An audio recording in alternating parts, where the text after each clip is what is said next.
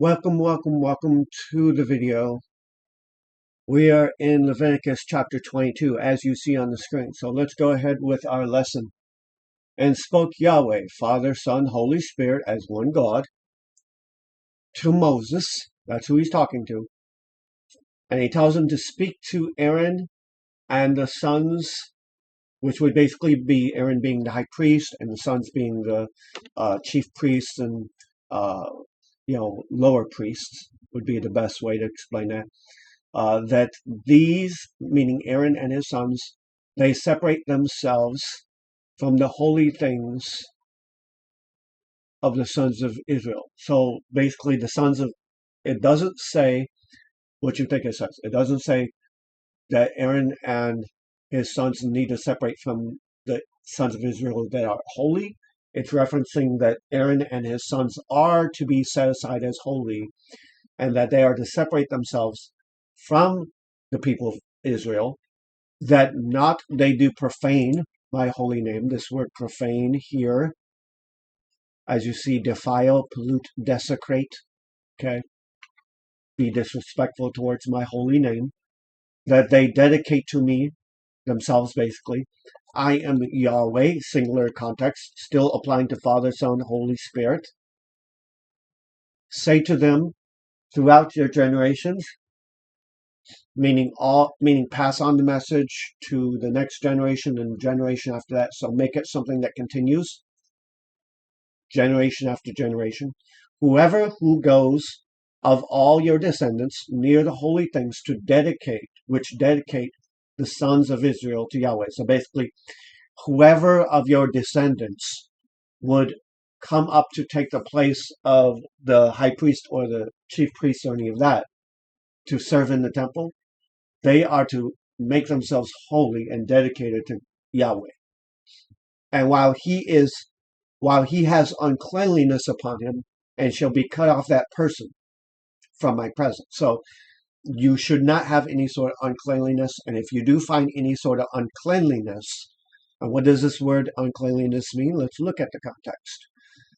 Uncleanliness, sexually unclean, ritually unclean, ethically or religiously unclean.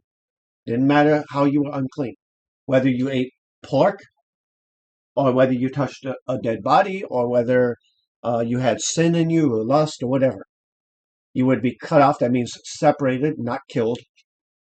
Cut off that person from my presence, separated from my presence. I am Yahweh, one God. A man, whatever a man of the descendants of Aaron, and who is a leper or has a discharge, the holy things not shall eat until that he is clean. So basically now we're jumping ship, talking about that if someone does happen to be a leper or have any sort of physical discharge, this would be a sore, a wound, something in their body. In the same way that a sheep or lamb would be not permissible to sacrifice because it has defects, this would be a defect of a human being. So they couldn't offer any holy offerings. This would include every offering, sin offering, atonement offering, any sort of offering. And he's not to eat it until he is made clean. Whether that be he's healed from his leprosy or his wound is healed or whatever, his sin is gotten rid of, whatever the case may be. And whoever touches anything made unclean by a corpse. So this is, or whom a man goes out from emissions of semen. So two situations that would also make you unclean, such as you touching a dead body or even you coming across something that did touch a dead body. That would make you unclean. And a man, as we see here, that means a male, but can also mean a human being. So this reference here would be a human being. This reference here would be a male because of the semen, and only men have semen. So, or goes out from an emission of semen. So even if he has a discharge of semen, which means to have any kind of intercourse of any kind, or a man who touches any creeping thing, by which would be made unclean. So those critters, those insects, those things that God has in the Old Testament declared unclean, even if you were to touch those things, or any person by whom would become unclean.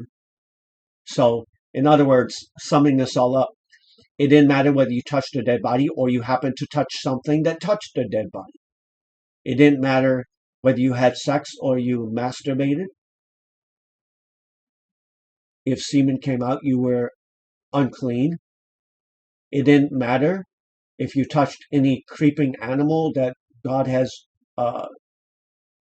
made unclean, and this word touch here would be to touch, extend, touch. So yeah, actual touching.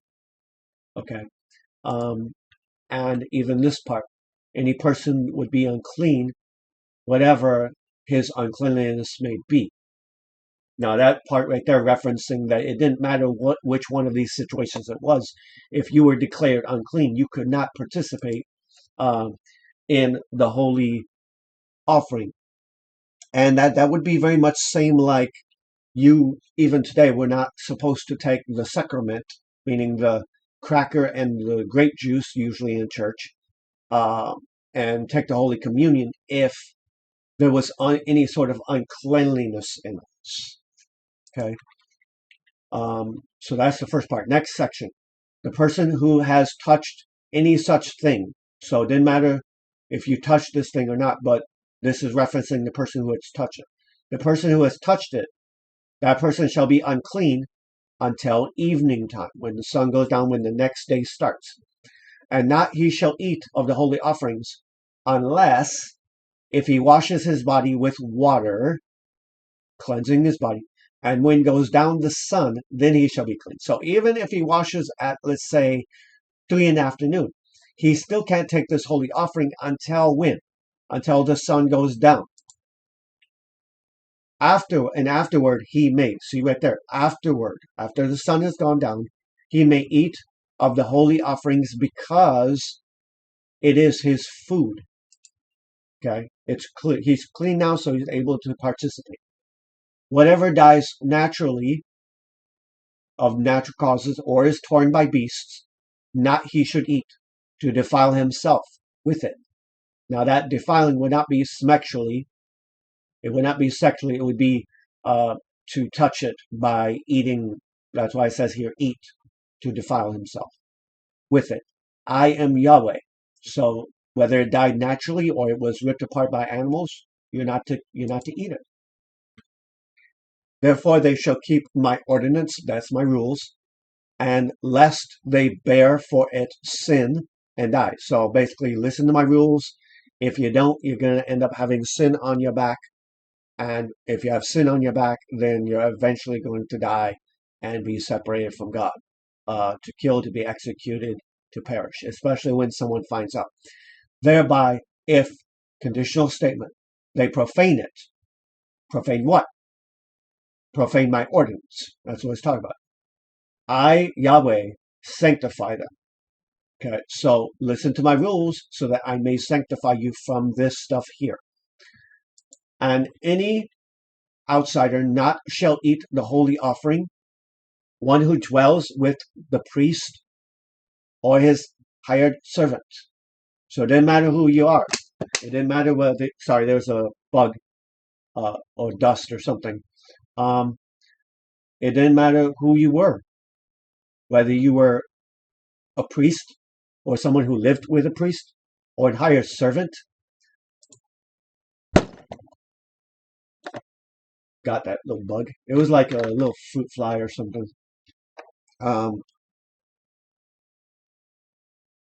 So it didn't matter whether you were a priest or not, if you were in the household of the priest, or even if you were a servant of the priest. You shall not eat the holy thing. But the priest, if buys a person with his money, he may eat it. Okay, so we have situations going on here. Okay, if you're in the household, one who dwells, that means to live in the household with the priest, or is a hired servant, not he shall eat it. But if the person is a slave, not borrowed, Hired would be you work for me for a time. Here would be you're my slave. That person may eat of it. And one who is born in the house, they may eat of it. So if you're part of the family, you can join in. If you're not part of the family and you're just serving, you're not to join it.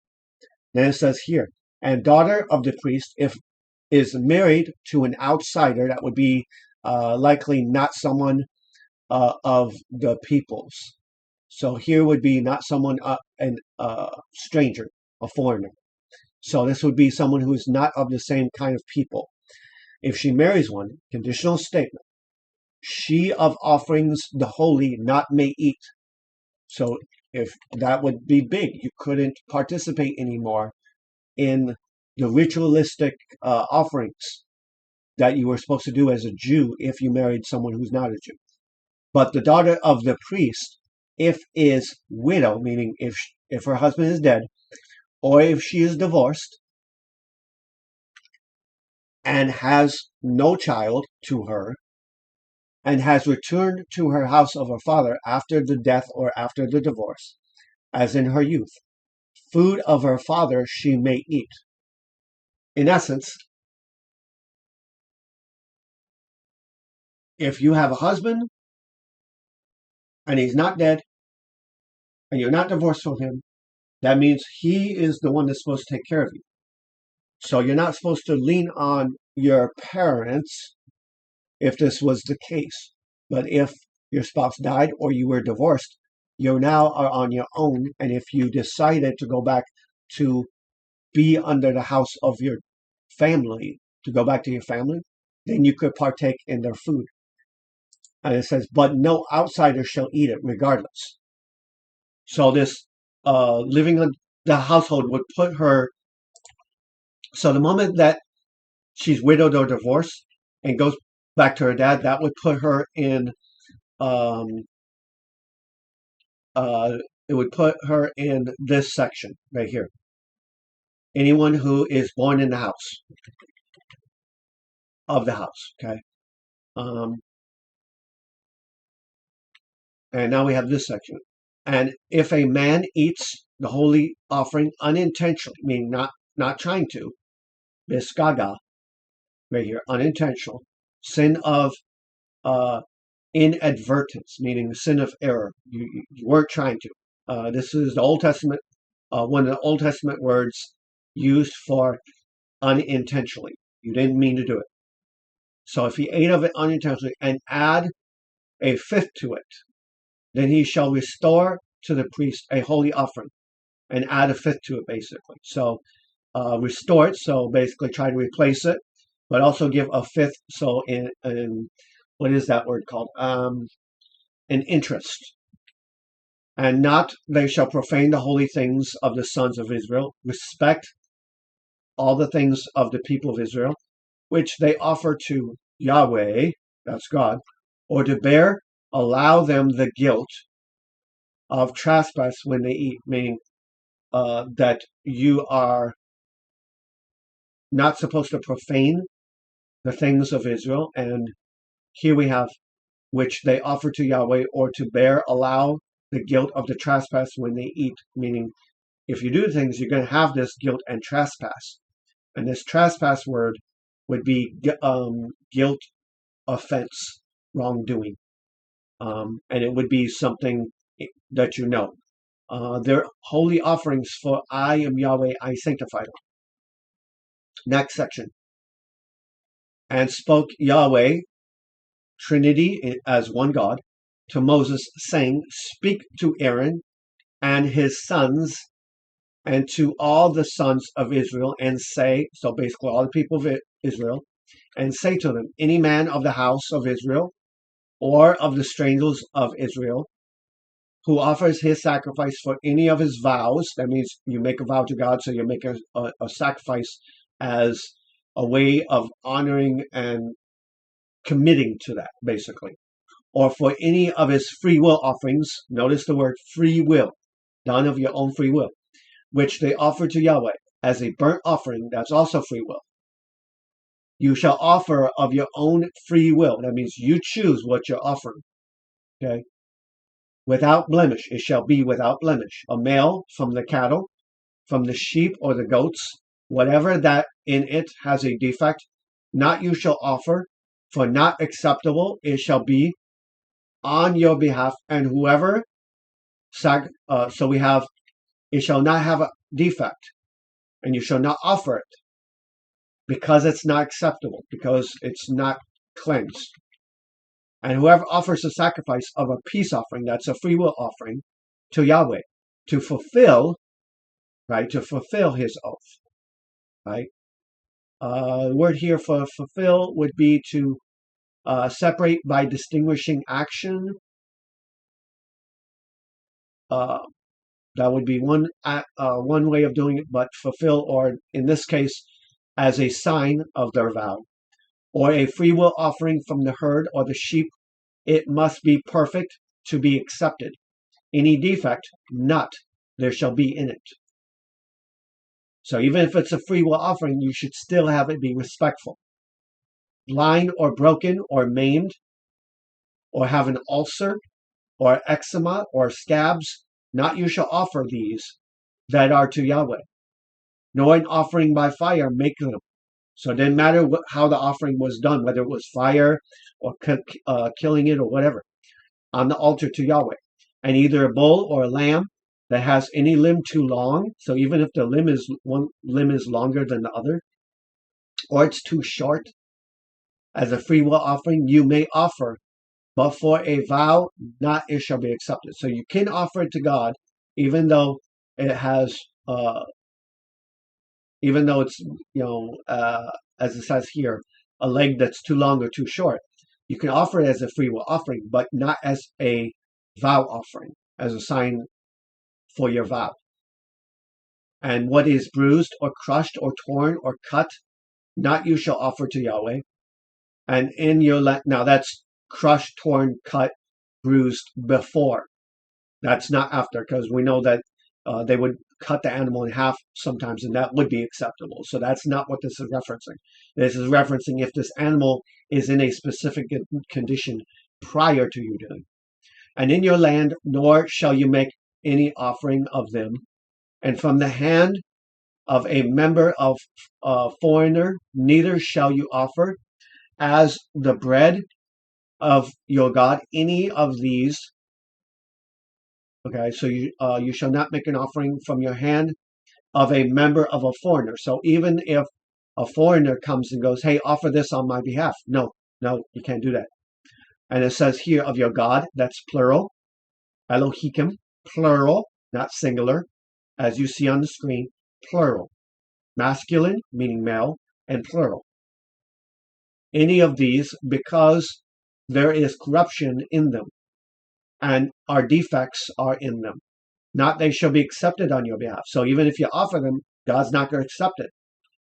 And spoke Yahweh to Moses, saying, a bull or a sheep or a goat, when it's born, and it shall be 7 days with its mother, and from the day 8th, and therefore it shall be accepted on the 8th day or after that, as an offering made by fire to Yahweh. And whether it is a cow or an ewe, what is an ewe? A flock, a lamb, a sheep, a goat, any of that stuff. Her and her young, not do kill both in one day. So don't kill them both in one day. And when you offer a sacrifice, so the idea of not in one day is don't kill them in one day, because you could still have, like if you killed one and then the next one lived, they could probably mate the next day or that night or something like that with someone, and then end up have babies, and then okay, now you can kill it. So kind of like the same idea as to why they only allow you to hunt male deers, but not the female deers and not the babies. And when you offer your sacrifice of thanksgiving, so a Thanksgiving sacrifice of your own free will, so free will offering, not mandatory, to offer it on day that it shall be eaten, none you shall leave of it until morning. So you shall not leave any of it until morning. I am Yahweh.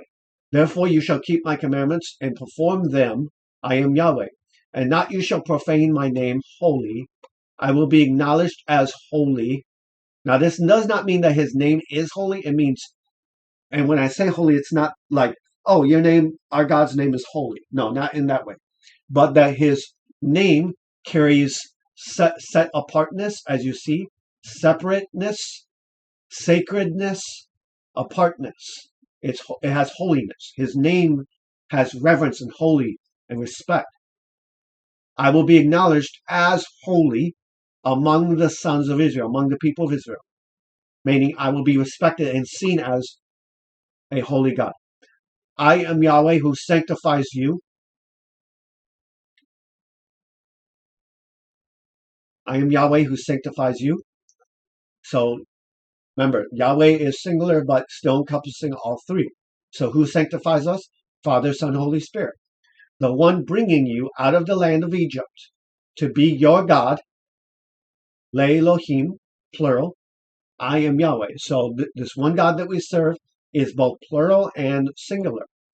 So I hope that that has made a little bit of sense. Now remember, this Old Testament stuff basically is a lot of historical, but when I do the lessons on TikTok, I will go into more elaboration on how it might be applied to you. So thank you for your time, and I'll see you at the next recording.